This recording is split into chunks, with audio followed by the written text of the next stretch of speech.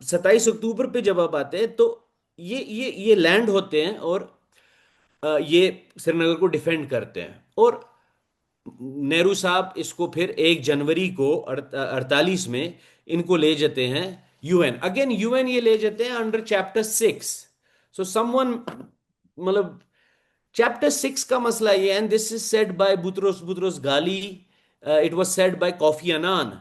हर एक ने ये कहा है कि chapter 6 is non enforceable by the UN. Hmm. Chapter 6 का मसला है कि until both parties take the issue up in the UN security council there will be no talk. Hmm. तो ये नॉन एनफोर्सेबल चैप्टर है यूएन का। Hmm. Second, उस पे हम बाद में आएंगे, but just to mention here, because ये चैप्टर 6 के अंडर हुआ है, द मोमेंट देखें आप और मैं हमारा मसला ले जाएं एक सुप्रा नेशनल ऑर्गेनाइजेशन के पास जो नॉन एनफोर्सेबल उसका मैंडेट है, तो जब तक आप और मैं मिलके इस इश्यू को उठाएंगे जी। नहीं, इस पे कोई फैसला नहीं होगा। फिर आप और मैं इस सुप्रा नेशनल ऑर्गेनाइजेशन के मैंडेट के बाहर किसी एग्रीमेंट पे पहुंच जाते हैं, तो automatically the UN steps out. Because जी। हमने फैसला आपस में कर लिया। जी। ये तो आम कोर्ट में भी इसी तरह होता है ना, आप केस ले जाएं, सिविल केस हम्म। ले जाएं, आप आउट ऑफ कोर्ट सेटलमेंट कर दें तो कोर्ट विल स्टेप आउट। हम्म। सो जब ये इशू वहां पर गया यूएन में, इस पे देखें यूएन का एक मसला है, specially because 47 it was just established after the second world war. UN has one issue कि जब वो सबसे पहले they call for cease of hostilities hmm. And a ceasefire. तो ये हम्म। सीज फायर हो गया। अब यूएन ने, and that we must understand, UN ने ओपनली पाकिस्तान को अग्रेसर नहीं कहा, लेकिन लीगैलिटीज में we have to read between the lines and the context. UN ने जो ट्रूस एग्रीमेंट आई, इसके बाद यूएन ने पाकिस्तान को ये कहा, द गवर्नमेंट ऑफ पाकिस्तान, कि मतलब प्लेबिसिट की बात हुई। Again plebiscite under the British India act was not something which was asked for और वाज अ लीगल, मतलब एक लीगल जरूरी नहीं था वो करना, रूलर का मसला था ये। हम्म। तो यूएन ने प्लेबिसिट की बात की, फाइन। अब उसमें यह होता है कि यूएन ने जो ट्रूस एग्रीमेंट बनाई उसमें उसने एग्रेसर पाकिस्तान को नहीं कहा, लेकिन यह जरूर कहा कि प्लेबिसिट के सब्सिक्वेंशियल स्टेप्स जो हैं उसमें पहला स्टेप यह है कि all those people non resident in Jammu and Kashmir entered from Pakistan, regulars और tribals hmm. Entered for the purpose of fighting, should vacate these areas. जी। तो लीगली स्पीकिंग यूएन यहां पर यह रिकग्नाइज करती है कि पाकिस्तान की प्रेजेंस इलीगल है, जी। क्योंकि वो कहती है आपको ये एरियाज वेकेट करने। उसके बाद यूएन इंडिया की प्रेजेंस को लीगली एक्सेप्ट करती है, ये कह के कि the Indian, the dominion of India, वो टेक ओवर करेंगे ये सारे एरियाज और इतनी फौज रखेंगे which is necessary to maintain law and order. तो कहने का मतलब ये, in practical terms, if Pakistan talks about a plebiscite, Pakistan को सबसे पहले गिलगित बल्तिस्तान और पीओके में अपनी फौजें, अपने लोग, अपनी एडमिनिस्ट्रेशन हटानी है। हम्म। वो सारी एडमिनिस्ट्रेशन इंडिया के हवाले करनी है। हम्म।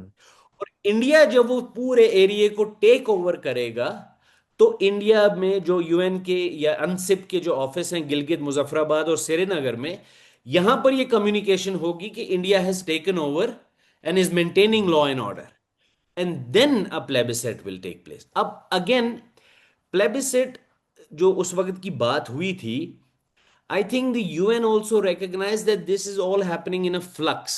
तो हम्म। ये मामला साल, 2 साल, 3 साल में हल हो जाएगा। अब उसको 80 साल हो गया। हम्म। Today a plebiscite is impossible. उसकी वजह यह है, पहले तो छोड़ें आप, पाकिस्तान वो एरियाज वॉलंटरली तो छोड़ेगा नहीं, बट उसको भी आप छोड़ दें, let's for the sake of argument से ये सब पहली 2 पॉइंट्स पूरे हो जाते हैं। Plebiscite was to be held among the original जी। Residents of Jammu and Kashmir. तो गिलगित बल्तिस्तान में 74 में स्टेट सब्जेक्ट एब्रोगेट हो गया, वहां पर पठान और पश्तून रहते हैं। हम्म। वहाँ शिया पॉपुलेशन को डिमिनिश करने की कोशिश की गई। अच्छा, कश्मीर में 2019, यहाँ पर 2019 में स्टेट सब्जेक्ट एब्रोगेट हो गया। यहाँ पर भी अब दूसरे लोग बसने के लिए आएंगे, आ रहे हैं, depending on the situation, the peace situation here. उसके बाद बहुत से लोग, पंडित लोग यहाँ से हमने भगा दिए, उनको मार दिया, वो भी चले गए। अच्छा, बहुत से लोग आप ये देखें कि पीओके की आबादी है 45 लाख, उसमें से 21 लाख लोग बाहर रहते हैं।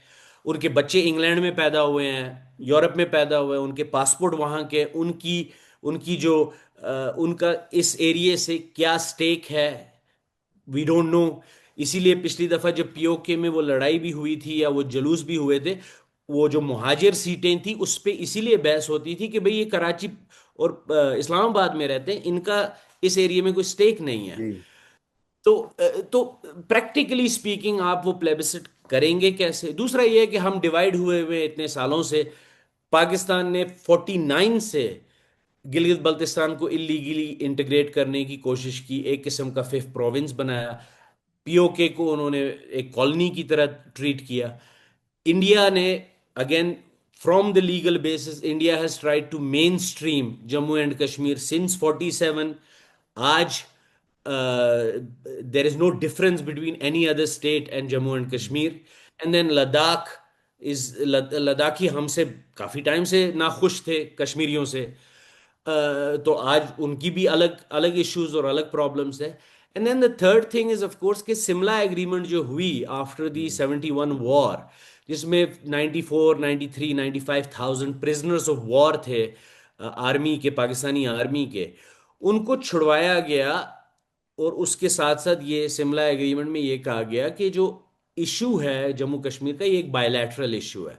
सो यूएन के लिहाज से जब दो मुल्क बायलैटरली इसको एग्री कर लेते हैं या करना चाहते हैं, तो यूएन की जरूरत नहीं रहती। Hmm coming back to the main point, देखें, मैं ये समझता हूं कि बारामूला में शुक्र है खुदा का कि इन ट्राइब्समैन ने, again it's a cruel irony and it's very bad to say that from my perspective, but शुक्र है कि बारामूला में इनकी पैसों पे लड़ाई हुई। और how ever cruel it sounds, Baramulla में ये लोग लग गए कत्लेआम में और लूट में और रेप में, लेकिन वो 3 दिन की वजह से हम बच गए। अगर वो यहाँ आ जाते तो आज हम किसी हम कश्मीरी किसी जनरल या किसी ब्रिगेडियर के घर में बर्तन धो रहे होते, जिस तरह वहां का हाल है। तो हम उस वजह से बच गए। और there is, you know it is the accession of Jammu and Kashmir to India, इस लिहाज से और ज्यादा मायने रखती है। जो बाकी स्टेट्स ने की हैं वो तो उन्होंने की ना, क्योंकि मतलब अब वो दिल्ली के बीचों बीच एक एक प्रिंसली स्टेट था, वो क्या कर लेते हैं, जी उनको तो इंडिया के साथ ही। बट हमारे महाराजा ने, and thanks to his foresightedness, at some point of time, देखिए आपको ये भी पता है, and I am not talking about particular Maharaja Hari Singh, but जो ये रूलर्स होते हैं ना, मोनार्क्स जो होते हैं, ये बहुत नार्सिसिस्टिक भी होते हैं। जी और ये भी होते हैं कि इवन, मतलब look at Hitler, who was a, मतलब डिक्टेटर, बट मोनार्क रूलिंग ही थी ना उसकी। या इजिप्शियन मोनार्क्स को आप देख ले, even when the hell is at their gates, वो अपनी कुर्सी, अपना जी मतलब वो नहीं छोड़ते हैं, वो कहते हैं ठीक है, हम सब मरेंगे।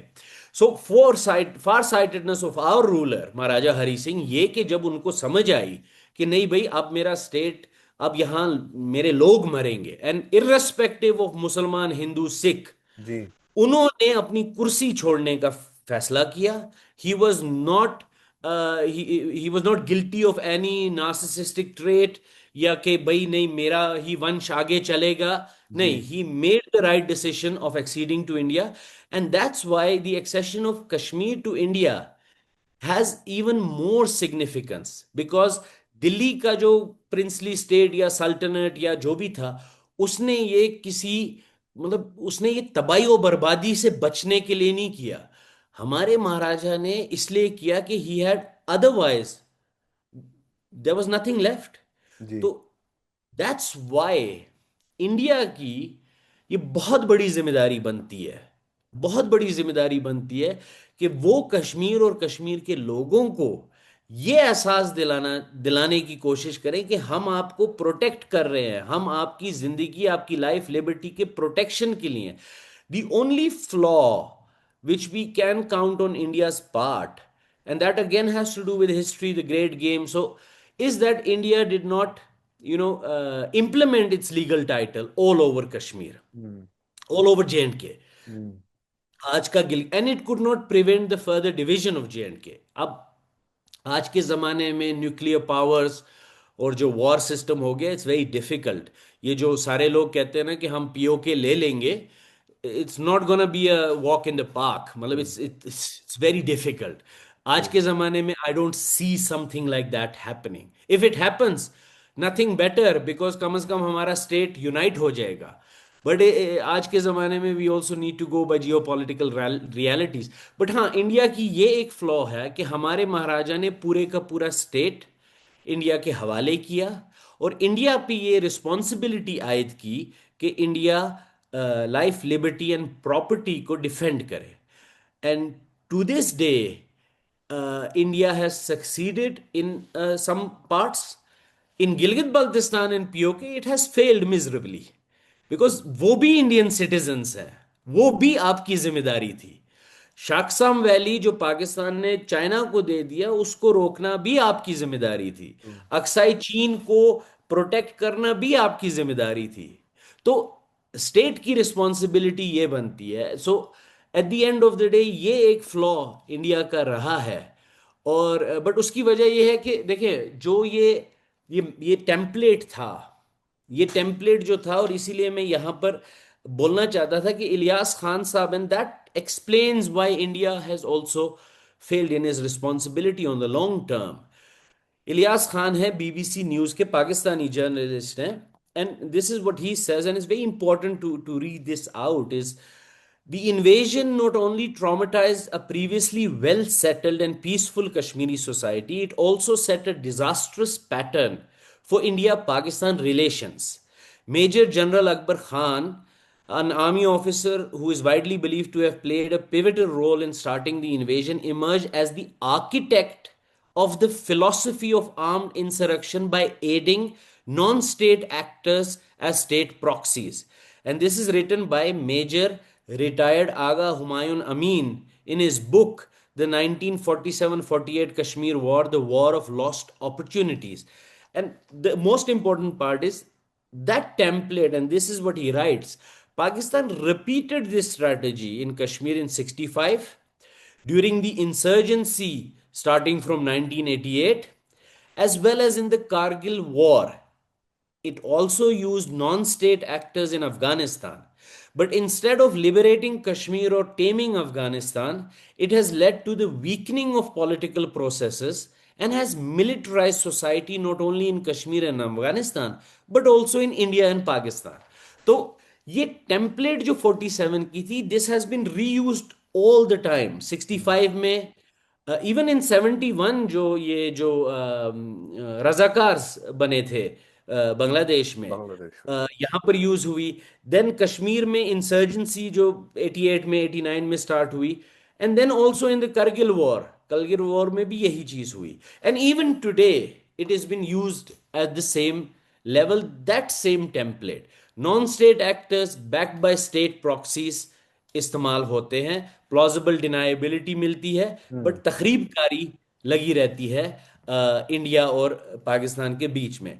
तो इस सेंस में एक और चीज ये हुई, इंडिया मतलब हम लोगों की, मतलब इंडियन गवर्नमेंट की और हम लोगों की एक अनफॉर्चुनेट चीज ये हुई कि हम, जो एरिया था हमारे पास, हम उसको डिफेंड करने में लग गए, क्योंकि उनकी ये टेम्पलेट बार बार इस्तेमाल हो रही थी। जी। तो हमारे पास कभी वो मौका ही नहीं आया कि हम इसको, सिवाय 47 48 में, अगर यूएन नहीं जाते, बट हमारे पास वो मौका ही नहीं आया कि हम अपने लीगल टाइटल को इम्प्लीमेंट करें, because we were trying to defend ourselves. तो हम्म। इसलिए हमारे लिए, कश्मीरियों के लिए, ब्लैक, मतलब I believe, I I I truly believe कि देखिए, the the perpetrators and the planners of 22nd of October, without a doubt, They remain the foremost biggest enemies of the Kashmiri people. And the day that invasion began, 22nd of October, has to be the blackest day of Kashmir history.